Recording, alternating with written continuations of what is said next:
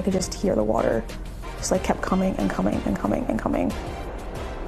She rode out the storm from her dorm room. Tonight, a young woman from East Falls shares her story, living through the devastating impacts of Hurricane Helene.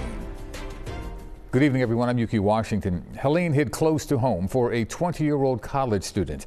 She's back home now, but was stuck in North Carolina for days. Tonight, she talks with CBS Philadelphia's Dan Snyder. I keep thinking about how lucky I am to have gotten out and that I could do that. Fury Basso Davis has never experienced anything like what she felt and saw last week when the remnants of Hurricane Helene hit western North Carolina. I think it was like 4 in the morning. The power completely went out and like it was really, really bad.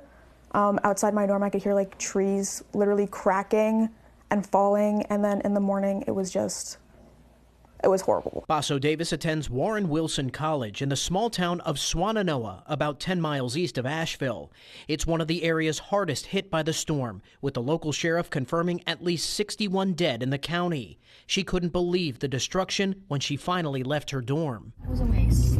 I think it was on Tunnel Road and it was completely washed away. And we drive that road all the time to get places, and just seeing all the damage that happened was really horrifying. While Basso Davis rode out the storm in her dorm room, she spent the next 3 days in the school's dining hall with no power and no running water. Well, you get a bottle of water at breakfast, lunch, and dinner, which was normal, but you couldn't really get more than that, and all the water was not working, and neither was the electricity. But Basso Davis says everyone around the school pitched in. Some students worked to clear debris left behind from Helene. Basso Davis says she was on the wellness crew, helping support those in need. Because I know that I needed emotional support, so I was like, if I'm feeling this way, then there's obviously a bunch of other people feeling that way. 4 days after the storm began, Basso Davis's aunt, who lives in Charlotte, came to get her out. Now home in East Falls, she says she feels grateful to her school for keeping them safe.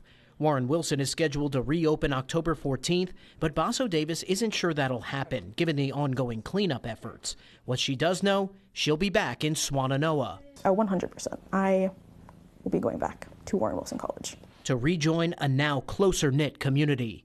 Dan Snyder, CBS News, Philadelphia.